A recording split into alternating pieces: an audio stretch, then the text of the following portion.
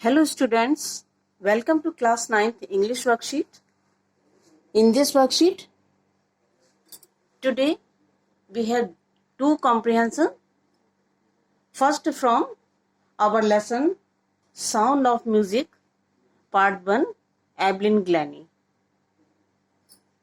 Now look at the pick 1. दो pick दिए हुए हैं आज के वर्कशीट में और दोनों पिक से रिलेटेड कुछ क्वेश्चंस हैं जो हमें सॉल्व करने हैं. Look at the pic 1 and answer the following questions. तो ये पिक 1 आप देखिए, इसमें क्या दिखाई दे रहा है. Who is the lady in pic 1. ये कोई लेडी है जो कोई इंस्ट्रूमेंट प्ले करते हुए दिखाई दे रही हैं. तो वो कौन है वो आपसे पूछा गया है. Mrs McPherson, Miss Mary, Evelyn Glennie, none of these. तो एवलिन ग्लैनी के बारे में आपने पढ़ा है तो एवलिन ग्लैनी को आप टिक करेंगे.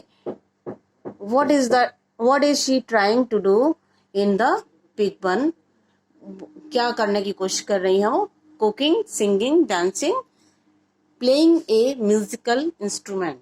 क्या दिखाई दे रहा है, वो कोई म्यूजिकल इंस्ट्रूमेंट है जिसको वो प्ले करने की कोशिश कर रही हैं. Evelyn is the most sought after multi, नीचे 4 ऑप्शन दिए गए हैं, of the world with a mastery of some thousands instruments. Percussionist, इसमें आप ऑप्ट करेंगे. नेक्स्ट वन देखिए. She is an to millions of people who get, फिर dash दिया हुआ है, by her determination.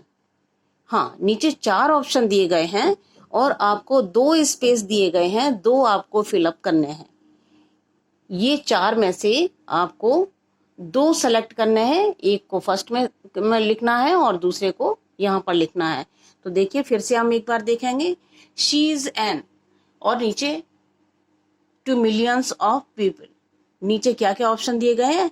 Happiness, happy, inspiration, inspired और motivation, motivated, all of these.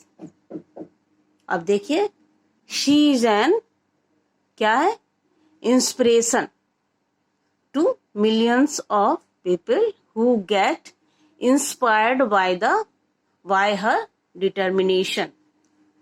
Who get inspired, inspiration यहाँ पर आएगा और इंस्पायर्ड आपका यहाँ पे आएगा. तो ये वाला ऑप्शन हम सेलेक्ट करेंगे. इंस्पिरेशन को यहाँ पे लिख देंगे और इंस्पायर्ड आपका यहाँ आ जाएगा. सेंटेंस आपका हो जाएगा. She is an inspiration to millions of people who get inspired by her determination. Next. अब आपके सामने दूसरी पिक आ गई है और इससे रिलेटेड क्वेश्चंस भी हैं. Now look at the pic 2 and answer the following questions. Road not taken, अभी हमने थोड़े दिन पहले ही एक वर्कशीट की थी रोड नॉट टेकन के ऊपर और बहुत सारे उसमें इसी तरह के मल्टीपल चॉइस वाले क्वेश्चंस किए थे. कुछ और क्वेश्चंस आपके लिए हैं आज इस वर्कशीट में. तो देखिए road not taken is a क्या है, पोएम, प्ले, स्टोरी, बैलेड. क्या है, पोएम है. नेक्स्ट क्वेश्चन देखिए. Why did the poet select the less taken up road. Road not taken में आपने देखा था, पढ़ा था कि 2 रोड हैं और इस पिक में भी आपको दिखाई दे रही हैं 2 रोड हैं. एक तो ये बिल्कुल साफ सा क्लियर सा दिखाई दे रहा है जिस पर ऐसा लगता है कि लोग जो है रोज जाते रहते हैं, और दूसरा देखिए जिस पर खूब सारी घास हो रखी है और गंदा सा दिखाई दे रहा है. ऐसा लग रहा है इस पर कोई जो है नहीं चलता. तो पोइट जो है वो दूसरा वाला रास्ता लेता है जिस पर लोग नहीं चलते, वो वाला रास्ता चूज करता है. तो अब आपका क्वेश्चन ये है, why did the poet select the less taken up road. Poet ऐसा क्यों करता है, वो जिस रास्ते पर सभी लोग जाते हैं उस रास्ते पर क्यों नहीं चलता, उस रास्ते को क्यों नहीं उसने सेलेक्ट किया. तो देखिए क्या ऑप्शन दिए गए हैं और उसमें से हमें एक चूज करना है. ही लॉस्ट हिज वे, वो अपना रास्ता खो जाता है. क्या ऐसा है, नहीं. टू मेक ए डिफरेंस, हाँ पोएम में क्या बताया गया है, टू मेक ए डिफरेंस. वो कहते हैं कुछ चेंज करने के लिए, वो किसी ट्रॉडन ट्रैक पर नहीं चलना चाहता जिस पर सब लोग चलते हैं. कुछ अलग हटके करना चाहता है, कुछ नया एडवेंचर उसका करने का मन है, इसलिए वो दूसरा रास्ता जिस पर लोग नहीं चलते उस रास्ते को सेलेक्ट करता है और उस पर निकल पड़ता है।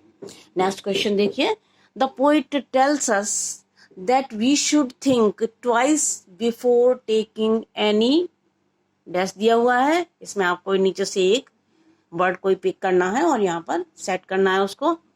इन लाइफ में आपको कुछ भी करने के लिए that we should think twice, आपको कम से कम 2 बार सोचना चाहिए।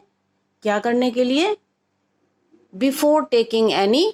अब देखिए क्या लिखा हुआ है, गेम्स, हाउस, डिसीजन, जर्नी। तो आपको कोई भी डिसीजन लेने के लिए कम से कम 2 बार सोचना चाहिए और तब अपना काम आगे कंटिन्यू करना चाहिए।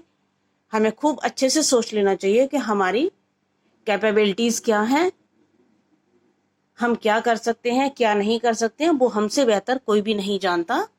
तो हम लोगों को देख के किसी बीटिंग ट्रैक पर जाने की कोशिश नहीं करेंगे और हम अपनी कैपेबिलिटी देखेंगे, अपने सोर्सेज देखेंगे और उसी के अकॉर्डिंग हम अपने रास्ते चुनेंगे, अपना डिसीजन लेंगे।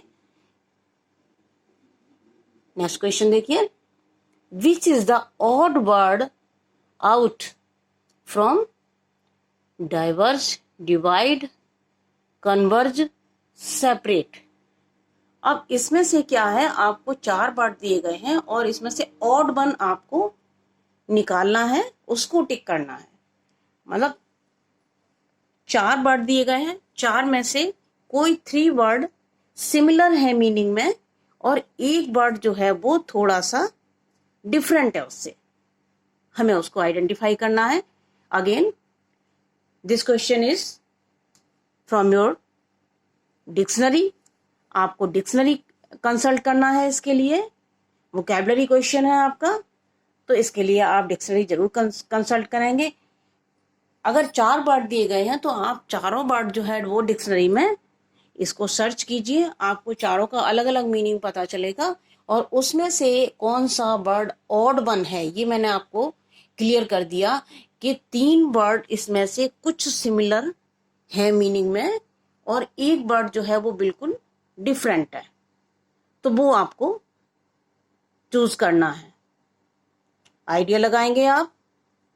नहीं, डिक्शनरी कंसल्ट करेंगे। आइडिया से काम नहीं चलेगा, आप कुछ भी कर दें ऐसा नहीं है।